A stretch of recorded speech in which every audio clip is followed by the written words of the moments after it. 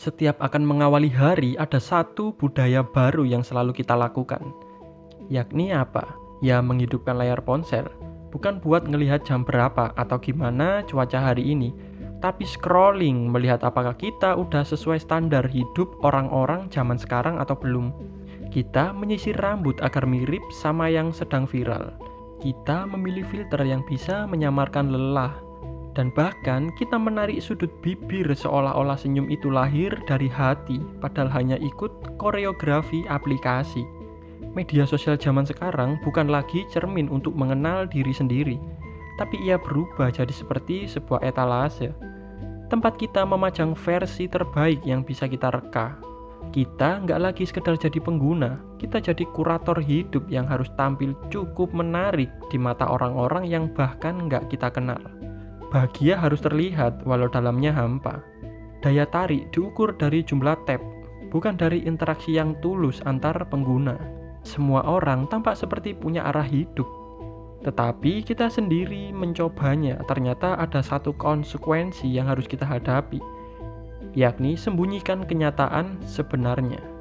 Ya, ini sebuah ironi, tapi siapa yang berani jujur? Siapa yang mau mengaku bahwa di balik feed yang estetik ada something yang berat banget buat diungkapkan? Zaman sekarang manusia hidup bukan untuk merasakan esensi hidup, tapi untuk ditonton. Dan disanalah awal dari hilangnya sebuah makna kehidupan. Kita berusaha keras buat menjadi karakter dalam sinetron digital yang ratingnya ditentukan oleh algoritma. Di sela riuh kota dan impian yang dipaksakan, kita tumbuh dalam dunia yang memiliki fundamental. Ya, yang penting kamu bisa makan, yang penting kamu kerja. Kita membuat CV, kirim lamaran, lalu menyerahkan waktu kita ke sistem yang tak peduli apakah kita bahagia atau tidak. Pagi hingga sore kita bekerja. Malamnya sebagian ada yang istirahat karena kelelahan. Sebagian lagi ada yang melanjutkan bekerja karena kebutuhan. Kita jadi seperti bunga yang dipaksa mekar di pot plastik, diberi bahan campuran macam-macam agar kita terus hidup. Ya hidup, tapi gak pernah benar-benar hidup dengan organik ke dalam tanah asli. Banyak dari kita yang hanya sekedar tumbuh tapi tidak berkembang. Hidup tapi tidak benar-benar hidup. Kita tahu caranya bertahan, tapi lupa bagaimana menikmati kehidupan dengan perasaan yang tentram. Lupa bagaimana menikmati angin sore, suara hujan, atau senyum kita sendiri di depan kaca. Karena semuanya harus cepat, harus berguna, harus menghasilkan.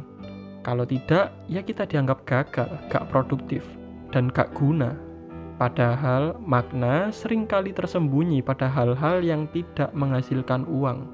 Dalam percakapan random, duduk dengan pikiran tenang, atau dalam perasaan yang tidak bisa dijelaskan tapi dirasakan. Sayangnya, semua itu dianggap tidak penting di dunia yang dikuasai angka dan target.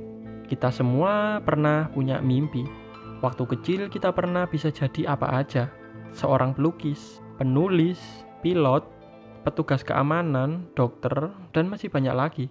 Tapi semakin dewasa, suara dunia lebih nyaring dari suara hati.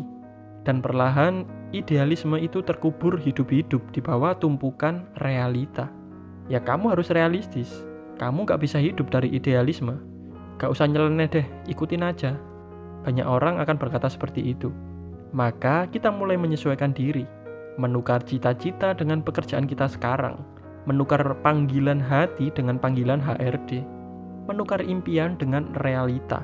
Dan tak terasa, mimpi yang dulu membuat kita bersemangat, kini hanya menjadi kenangan.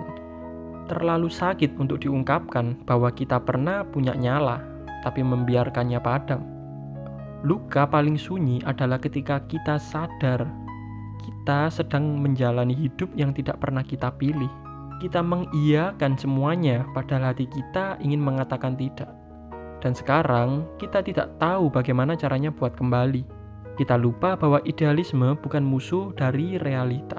Ia justru menjadi bahan bakar untuk membuat realita terasa hidup. Ya, tapi hari ini kita memilih cari aman. Dan dari semua pilihan aman itu, kita justru merasa paling tidak aman secara batin. Ya, kita semua tahu. Menjadi terlalu idealis di zaman sekarang itu seperti berenang melawan arus. Capek sendiri, dicap aneh, dibilang sok beda. sok rumit, sok susah. Tapi di sisi lain, terlalu ngalir juga sering bikin kita hanyut, kehilangan kendali. Gak sadar kalau pelan-pelan kita dibentuk jadi versi yang bukan kita. Ya, tidak ada yang salah mau memilih fleksibel atau idealis. Ya, karena hidup adalah tentang tahu kapan harus lentur dan kapan harus berdiri tegak. Tahu batas mana yang bisa kita geser dan batas mana yang kalau dilewati justru membuat kita kehilangan diri sendiri. Hidup bukan tentang menang atau kalah, tapi tentang tetap utuh di tengah tekanan dan dinamisme. Kita semua ingin hidup yang lebih baik. Tapi bagaimana mungkin hidup ini terasa benar kalau arah yang kita tuju bukan datang dari keinginan kita sendiri? Lalu sampai kapan? Sampai kapan kita hidup di balik layar berharap disukai tapi lupa merawat esensi kehidupan itu sendiri? Sampai kapan kita biarkan algoritma, ekspektasi, dan standar aplikasi mengatur napas kita? Kehilangan makna hidup gak harus nunggu kejadian-kejadian besar. Ia datang dengan perlahan. Salah satunya ya lewat kebiasaan kita sehari-hari sebenarnya. Selalu berada di zona nyaman, zona di mana semua orang harus memvalidasi tindakan kita. Kebiasaan yang monoton dan stagnan tanpa adanya pembelajaran dan pengembangan diri. Perlahan hal sepele seperti itu mampu memudarkan sebuah makna hidup. Terlalu bergantung pada materi dan konsumerisme, terlalu ngejar materi hingga melupakan mana aspek yang seharusnya dijaga, seperti emosional dan spiritual. Berharap kebahagiaan pada sebuah materi yang bersifat sementara. Hal ini yang selalu menyebabkan kecemasan, ketidakpuasan, dan kehilangan arah di zaman sekarang. Lah, terus bagaimana kalau gini? Semisalnya kita sedang memperjuangkan hal-hal kecil yang kita anggap bermakna. Tapi tanpa sadar dari sisi yang berbeda justru kita kehilangan makna-makna yang lain. Saking mencintai perjuangan kita rela kehilangan segala hal. Kemudian ketika kita kehilangan segalanya, kita mulai mempertanyakan maknanya. Ya, ini kan seperti sebuah paradok. Begini, kehidupan ini adalah tentang keputusan dan konsekuensi.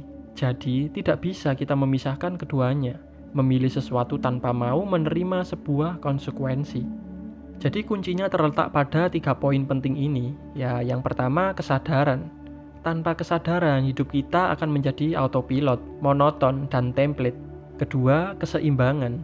Kita seringkali memilih satu makna, karir atau keluarga, kerja atau kesehatan, impian atau kebahagiaan.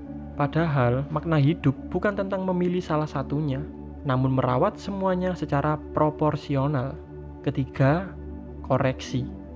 Nah, ini bagian paling beratnya. Terkadang kita sadar perjuangan kita sudah nggak sejalan dengan nilai dalam diri kita. Tapi kita takut berhenti, takut dianggap gagal. Kita gengsi buat mengkoreksi kekeliruan yang telah kita lakukan sebelumnya. Jadi, makna hidup bukan satu bagian kecil dari sebuah frame, namun mencakup keseluruhan isi frame tersebut.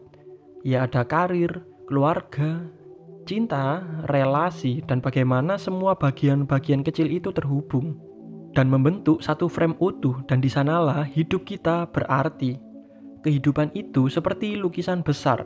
Kalau kita terlalu fokus melukis satu sudutnya saja, misalnya karir, atau relasi, atau pencapaian, tapi lupa melukis sisi lainnya, misalnya ketenangan batin, waktu sendiri, atau bermain dengan anak kita, hasil akhirnya akan timpang. Makna hidup muncul ketika kita bisa melihat lukisan itu secara utuh. Ketika perjuangan, kegagalan, tawa, luka, cinta, kehilangan, dan mimpi bisa saling terhubung dan masuk akal secara emosional, bukan sekedar masuk akal secara logika. Semoga video ini menjadi referensi positif agar kita mempertimbangkan kembali porsi tiap bagian-bagian dalam frame hidup kita, biar gak jomplang sebelah. Kalau kamu suka videonya, jangan lupa like, share, dan subscribe agar kamu gak ketinggalan pembahasan menarik lainnya.